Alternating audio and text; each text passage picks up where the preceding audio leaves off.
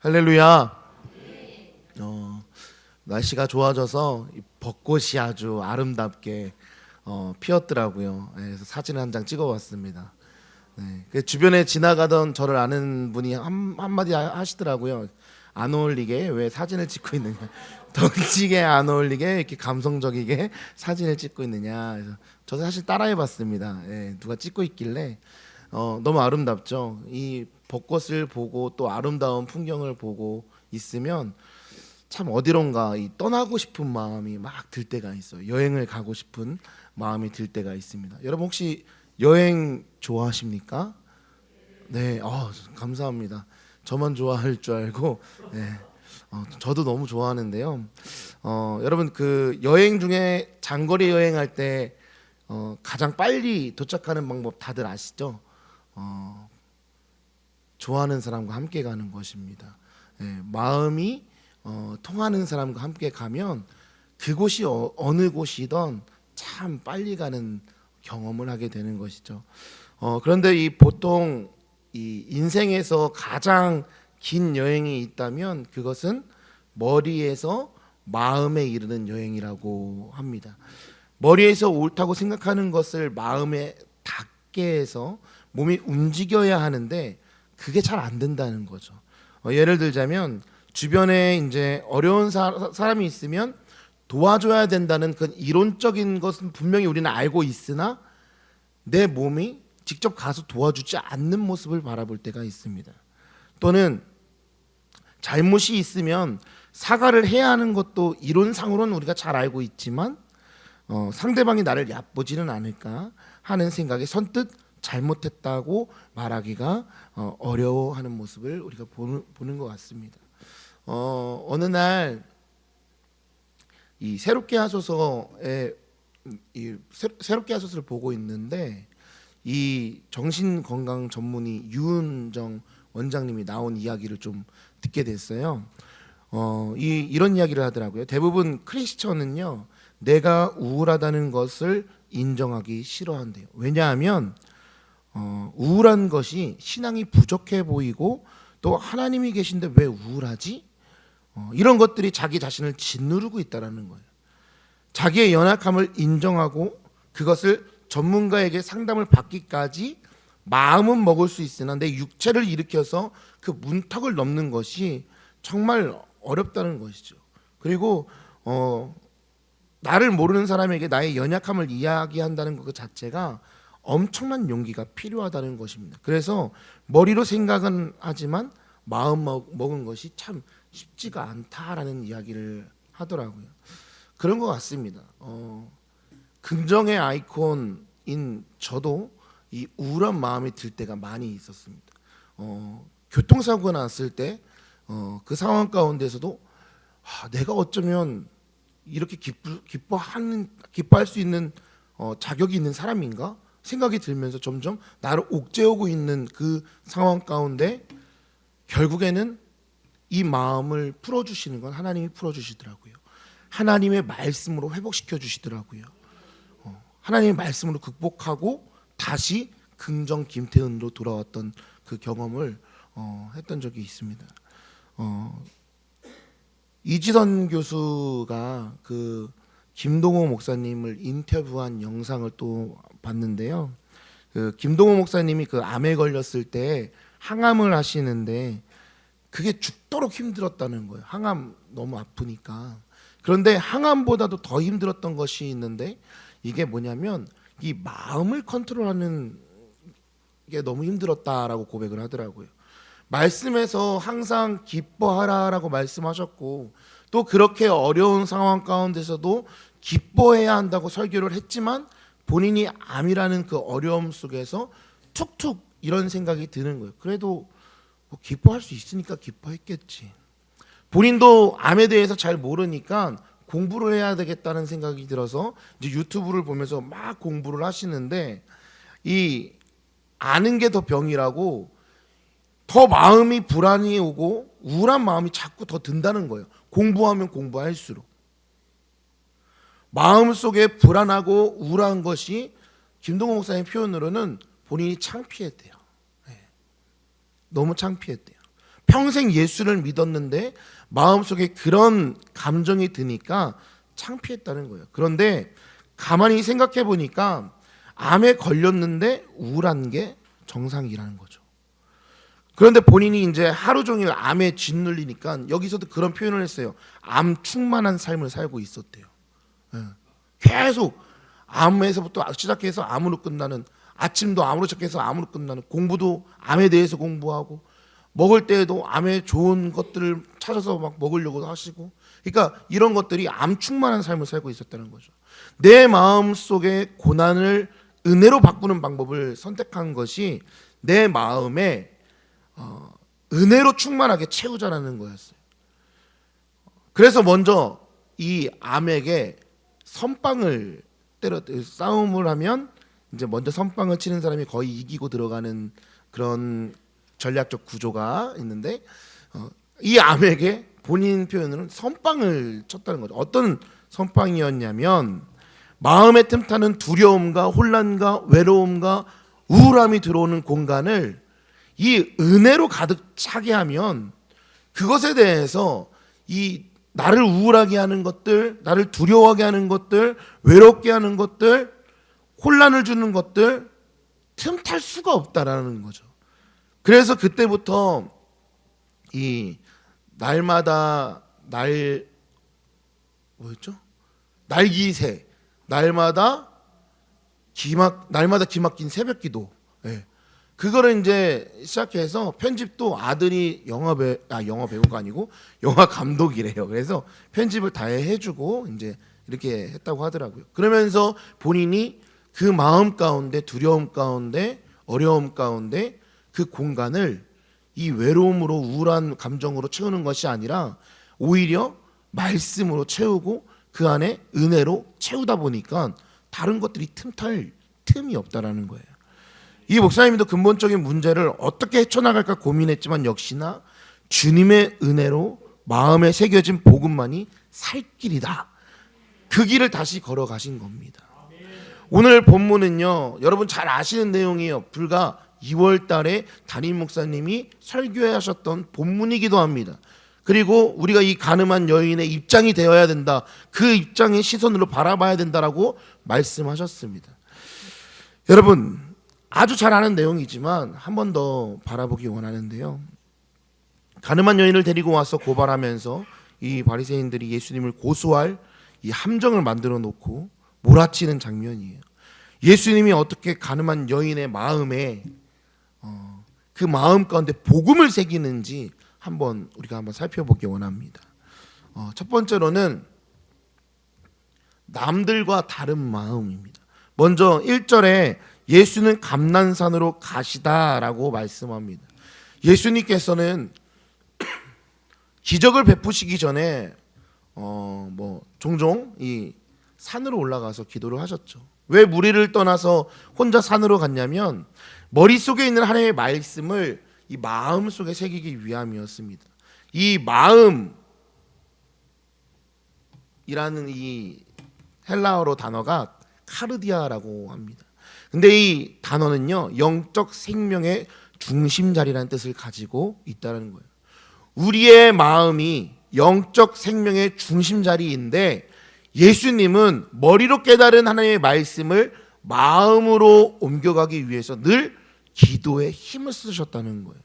우리는 예수님이 얼마나 기도를 열심히 하시는지 잘 압니다. 공생에 처음 시작하실 때 40일 동안 금식 기도를 하셨습니다. 크고 작은 기적을 나타내시고 난 후에는 꼭 기도하러 혼자 한적한 곳으로 가셨습니다. 십자가를 지시기 전에는 겟세마네 동산에 올라가셔서 기도하셨습니다. 근데 여기도 또 중요한 사건이, 같이 갔던 제자들을 바라봤을 때 이 제자들이 많이 피곤했던 것 같아요. 모두 잠에 들었죠. 그런데 그들의 스승인 예수님은 제자들보다 얼마나 더 피곤하게 했겠습니까? 그럼에도 예수님은 힘을 내서 땀방울이 핏방울이 되도록 기도하셨다는 거예요. 여러분, 하나님의 본체이신 예수님께서도 머릿속에 있는 하나님의 말씀을 마음으로 품기 위해서 이렇게 많이 기도가 필요하셨다면 우리는 어떻게 해야 될까요? 지금 내가 무엇으로 봉사하느냐, 어떤 선한 일을 하고 있느냐보다 더 근본적인 문제가 있다는 것을 우리는 분명하게 알아야 되는 것입니다. 머리로 깨달은 말씀이 마음으로 믿어지도록 이 근본적인 문제를 해결해야 한다는 것이죠.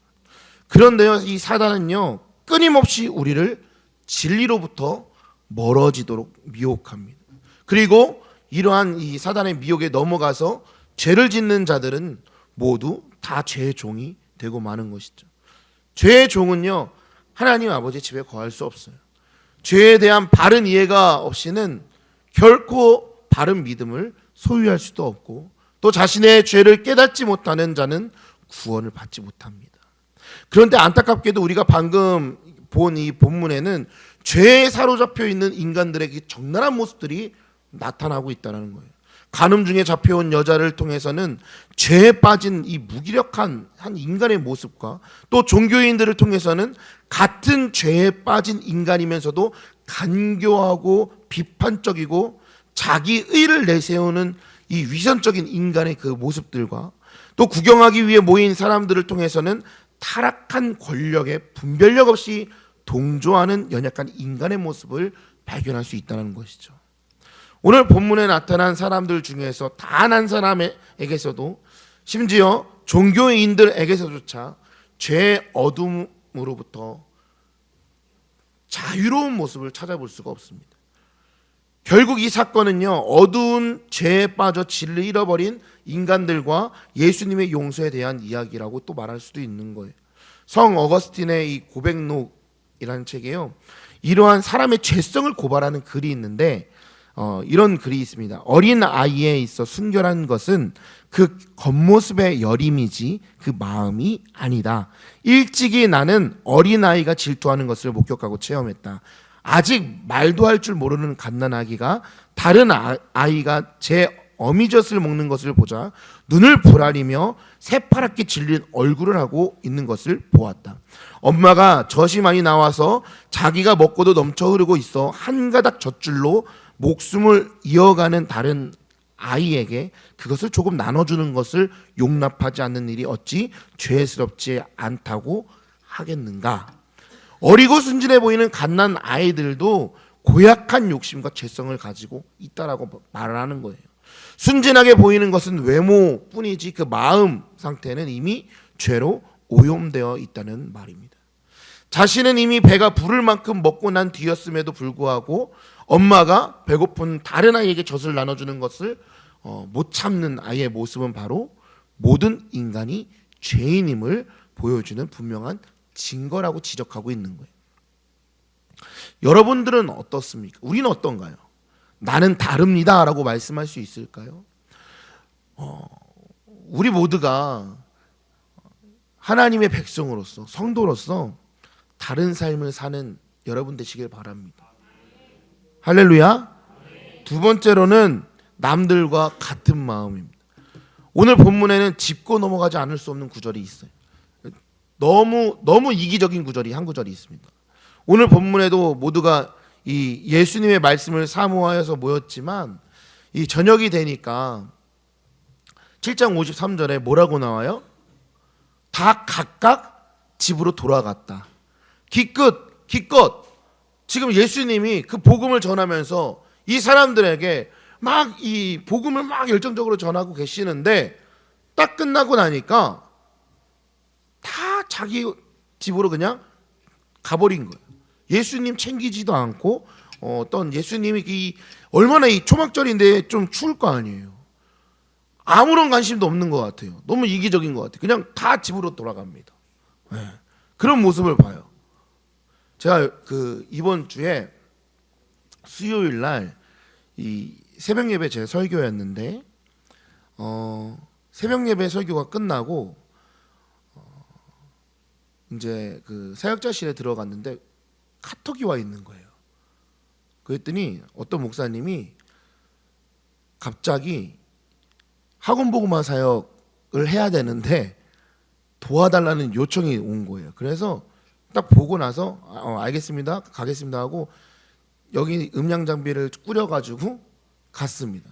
경기도 광주를 갔다 왔는데 거기 경화여자중학교였던 것 같아요.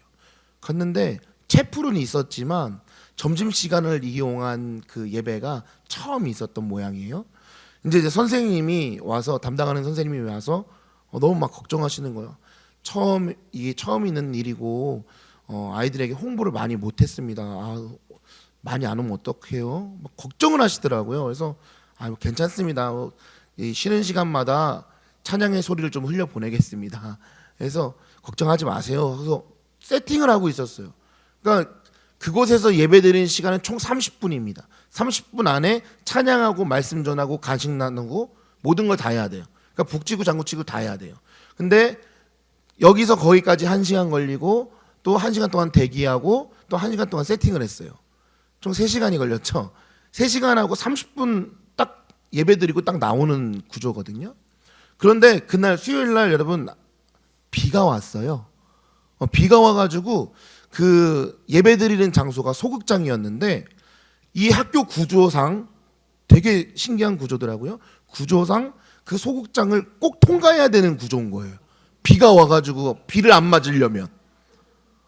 그래서 선생님이 갑자기 이쪽으로 아이들이 다 지나갈 건데 괜찮으세요? 선생님 땡큐죠. 이게 무슨 일입니까? 너무 감사합니다.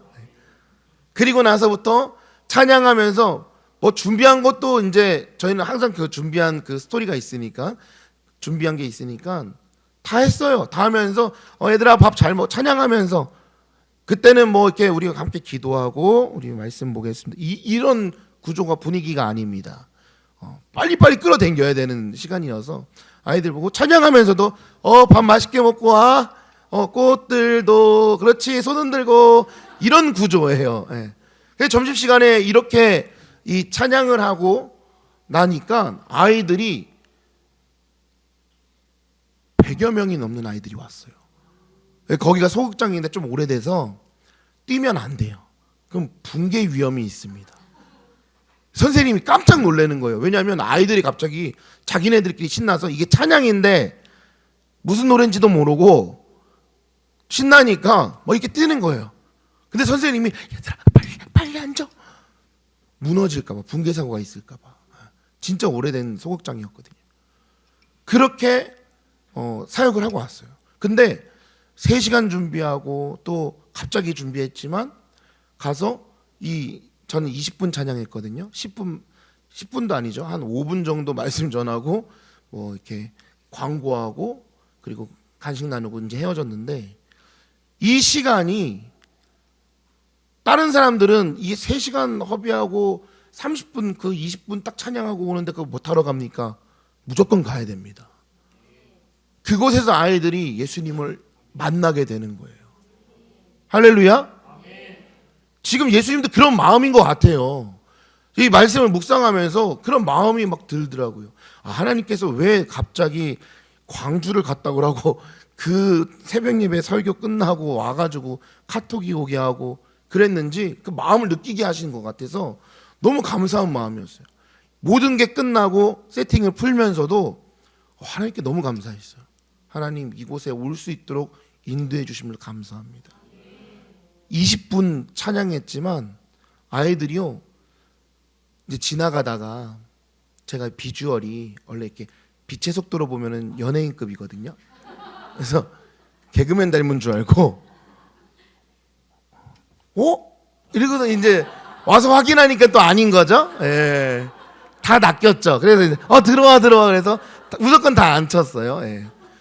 그렇게 이제 아이들을 맞이하고 사역을 하고 왔는데 너무 감사한 거예요.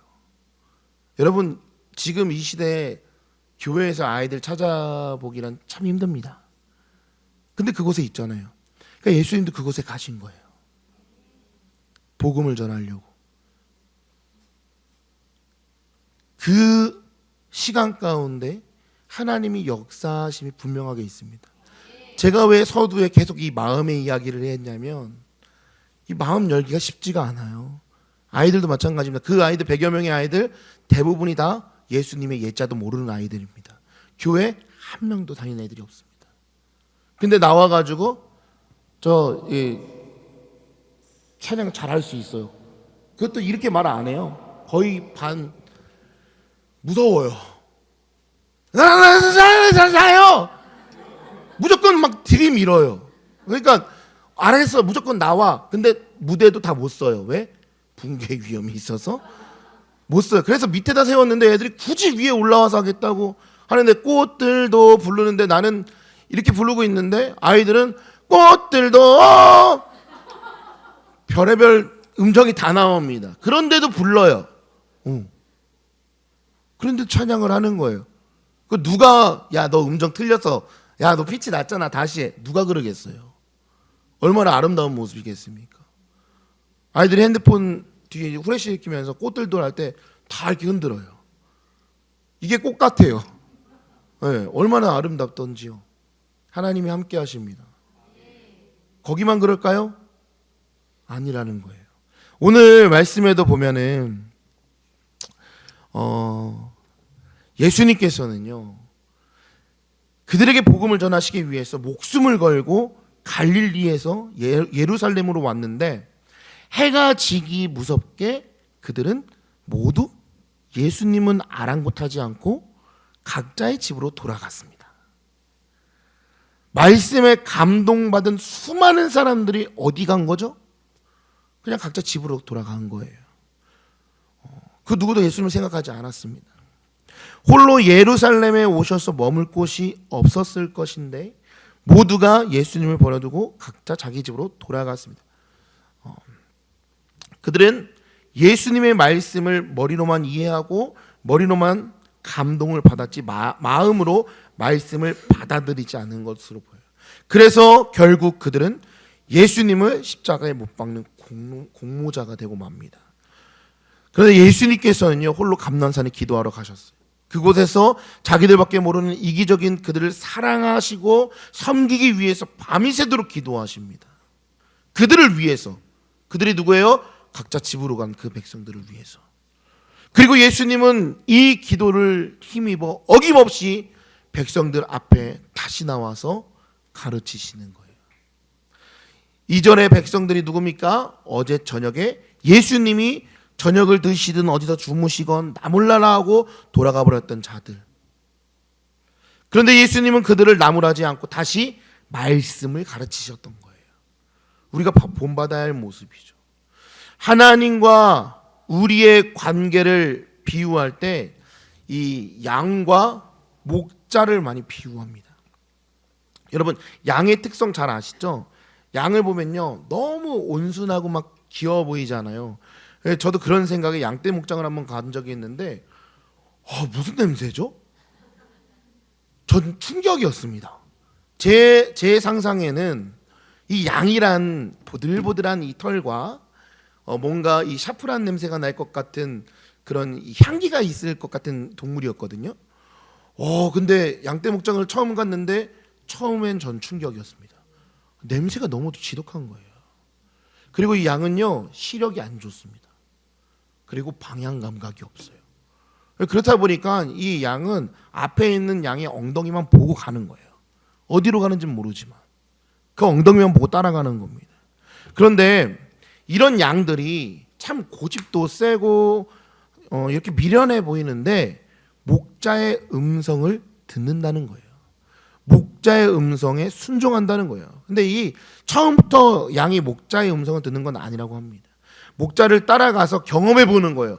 푸른 초장으로 나를 인도하고 나를 지켜주고 나를 보호해주고, 그것을 깨닫게 될 때의 양은 목자의 음성을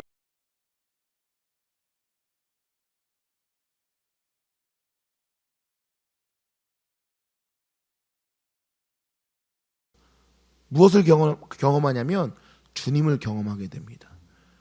그리고 나선 주님이 나를 구원하신 분이시구나 깨닫게 되는 것이죠. 그리고 그분을 따라가는 거예요. 언제까지요? 끝까지. 사랑하는 여러분, 우리가 갖고 있던 기질들이 있어요. 각자 그 성격들이 있죠. 집에서의 어떤 모습, 아니면 사회에서의 나의 어떤 모습, 아니면 내 친구들과의 어떤 모습. 어려운 상황 속에서도 여전히 예수님의 말씀을 기억하면서 순종할 때에 우리는 그곳에서 평안함을 누릴 수 있는 것입니다. 마지막으로 땅에 쓰인 예수님의 마음인데요. 이제 이 서기관들과 바리새인들이 이 가늠한 여자를 끌고 이제 예수님께 오는 거예요. 그 당시에 유대 종교 지도자들은 어떻게 해서든지 이 예수님을 체포할 증거를 만들려고 음모를 꾸몄습니다. 이러한 음모가 구체화된 것이 바로 이 오늘 본문인데 4절 5절을 한번 다 함께 읽어보도록 하겠습니다. 시작.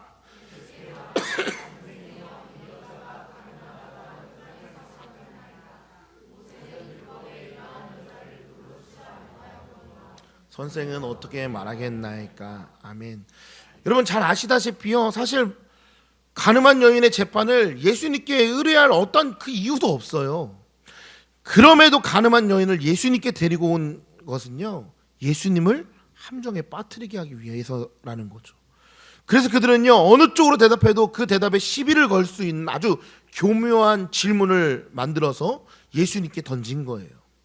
예수님이 만약에 가늠한 여인을 놓아주라 하면 율법의 권위를 무시한 사람이 되고, 또 반면에 율법대로 돌로 치라라고 하면 이 사적인 사형을 금지한 로마법을 범하는 것이기 때문에, 또 평소에 사랑하라고 가르치셨는데 자기가 말한 대로 해가지 않는 거짓 선생으로 이 공격당할 위기에 처해 있는 거예요. 그런데 예수님은 그들의 속셈을 모르셨겠어요? 다 알고 계셨겠죠. 반응하지 않습니다. 그들의 교활함에 대해서 뭐 항의하거나 몸싸움을 하거나 그러지 않았습니다. 그들의 질문에 답하지 않고 자신의 안위보다는 그 여인을 더 생각하고 있는 거예요. 그리고 그냥 몸을 굽혀 손가락으로 땅바닥에 무엇인가 쓰십니다. 예수님께서 대답하지 않고 계속 땅에 글을 쓰고 있으니까 이 사람들이 이제 닥달하기 시작한 거죠. 어디 한번 대답해 봐요, 좀. 에? 어떤 게 맞는 것인지 이 질문에 대답을 해보시오 라고 다그칩니다. 그러자 예수님은 마지못해서 일어나서 대답하시죠. 너희 가운데 죄 없는 사람이 먼저 돌로 쳐라. 그리고 다시 몸을 굽혀서 땅바닥에 무엇인가 계속 쓰셨습니다. 잠시 침묵이 흘러요. 땅바닥에 몇 번 글을 썼다고요? 에? 2번이요, 2번. 네. 이거 지난번에도 2월 달에 퀴즈를 냈는데 네. 제가 복습하고 왔거든요. 2번 썼어요. 네. 여러분, 예수님의 이 말씀은 돌을 들고 있는 이 사람들과 이 여인의 양심을 자극해요. 그때 놀라운 반응이 나타납니다. 기세등등하게 몰려왔던 사람들의 이 양심의 가책을 받아서 어른으로부터 시작해서 젊은이에 이르기까지 다 그 자리를 떠납니다. 예수님의 지혜로운 대답은 죽임을 당할 수밖에 없었던 여인을 살리셨고, 예수님 자신도 이 함정에 걸리지 않고 벗어나게 됐다는 것이죠. 이제 그 현장에 예수님과 여인만 남아있는 거예요. 한번 여러분 상상력을 극대화시켜 보시기 바랍니다. 이곳에 그 예수님과 그 여인만 있다. 한번 생각해 보십시오. 모든 사람이 다 떠난 것을 보신 예수님께서 그 여인에게 묻는 거예요. 여자여, 너를 고발하던 그들이 어디 있냐? 너를 정죄한 자가 없느냐? 없다고 대답하자 그때 예수님은 나도 너를 정죄하지 아니하노니 가서 다시는 죄를 범하지 말아라 라고 이야기를 하는 것이죠. 이것이 바로 복음이에요. 값없이 용서받은 우리의 삶의 자세입니다. 여러분, 죄인이 죄인을 심판할 수 있습니까? 없어요. 율법을 어긴 사람이 율법을 어긴 다른 사람을 심판할 수 있습니까? 율법으로 심판할 수 있는 사람은 율법 앞에서 부끄럽지 않은 사람입니다. 율법에 빚지거나 흠이 없는 죄가 없는 사람이. 그런데 그런 사람은 단 한 사람도 없다라는 거예요. 그래서 예수님께서는 마태복음 7장에서 사람을 판단하고 정죄하지 말고 옳고 스스로의 삶을 돌아보라고 말씀하셨던 것입니다. 원래 율법의 기능은 죄 지은 자를 정죄하기 위한 게 아닙니다. 죄를 지으면 징계를 받으니 죄를 짓지 말라고 주신 거예요. 율법의 첫째 존재 목적은 죄를 짓지 않게 하는 것이고, 둘째는 혹시 실수로 죄를 지었더라도 돌이켜서 회개하도록 하기 위함이었습니다. 그래서 너희 중에 죄 없는 자가 먼저 돌로 치라고 말씀하신 것은 당시 이 심판의 도구로 왜곡되었던 율법의 본래 그 기능, 그 기능의 회복을 선언한 거예요. 율법은 본래 타인의 죄를 정죄하기 위해 존재하는 것이 아니라 자신의 죄를 돌아보라고 주신 것임을 기억하게 하신 것입니다. 여러분, 율법을 다른 사람에게 적용해서 심판자가 되면 죄의 자녀가 되는 거예요. 율법을 나 자신에게 적용하고 회개하는 자가 되면 의의 자녀가 되는 것입니다. 더욱이 오늘 본문에서 이 종교 지도자들이 율법을 이용해서 악을 저질렀던 이유가 무엇인 줄 아십니까? 율법을 머리로만 이해했기 때문에 그런 거예요. 율법의 그 기능만 이해했기 때문에 그런 것입니다.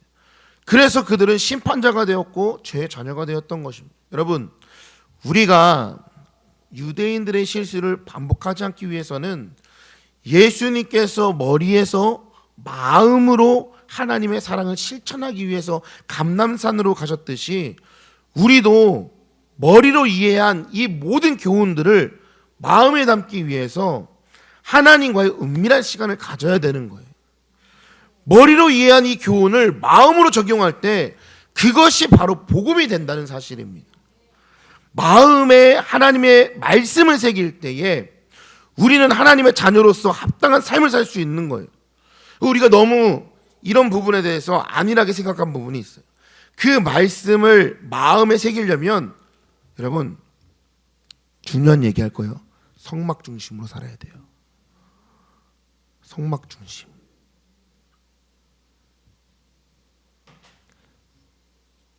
우리가 그 마음의 복음으로 가득 채우는 바이샘의 모든 성도님 되시기를 주님의 이름으로 축원합니다. 우리가 인생의 쓴맛과 단맛을 느낄 때가 다르게 있어요.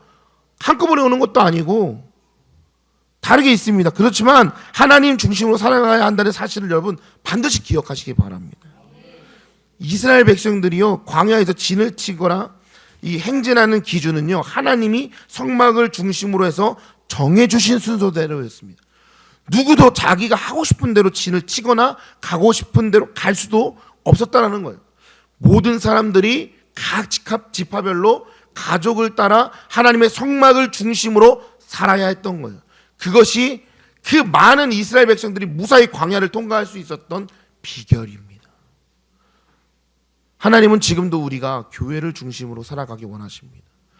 우리 삶의 중앙에 하나님을 모시고 하나님이 주신 말씀을 따라서 가기도 하고 서기도 하면서 각자에게 주신 십자가를 짊어지고 하나님 나라를 향해서 함께 가기 원하시는 거예요. 할렐루야. 믿으십니까? 이 놀라운 비결을 더 자세히 듣고 싶으시면 수요 강론에 와야 돼요. 지금 성막에 대해서 지금 하고 있는데 다시 한 번 더 생각하게 되는 거예요. 아, 맞아. 성막 중심의 삶을 살아야 되지. 왜 우리가 성막 중심의 삶을 살지 못했지? 왜 내가 먼저 내 중심이 됐었지? 내 삶이 먼저였지 왜? 내 머리로는 하나님이 먼저임을 고백했으면서 내 마음으로는 왜 하나님이 내려오지 않았지? 그 마음 가운데 복음이 새겨지지 않았지? 너무 은혜로운 시간이었어요. 수요 강론 꼭 참여하십시오. 사랑하는 바이샘 성도 여러분, 오늘 본문을 통해서 예수님이 간음을 저지른 이 여인의 마음에 새긴 복음을 통해서 우리에게도 질문하시는 거예요. 마음속에 하나님의 말씀을 진심으로 받아들였느냐? 너희 마음에는 어떤 것으로 채워져 있느냐? 여러분, 우리 마음 가운데 어떤 것으로 채워져 있습니까? 머리로만 이해하는 예수님의 사랑입니까? 아니면 이 마음까지, 마음에 새겨진 예수 그리스도의 사랑입니까? 우리가 생각해 볼 때 이 가늠한 여인이 본인이 복음을 들을 줄 누가 알았겠어요? 그런데 그 여인에게 복음을 전하니까 예수님이 지금 편견이 있었던 것입니까? 야, 너는 가늠한 여인이기 때문에 내가 너한테 복음을 줄 수 없어. 왜? 복음은 너한테는 어울리지가 않아. 이랬습니까? 전혀 아니죠. 전혀 생각도 하지도 못했던 그 일들이 이뤄진 거죠.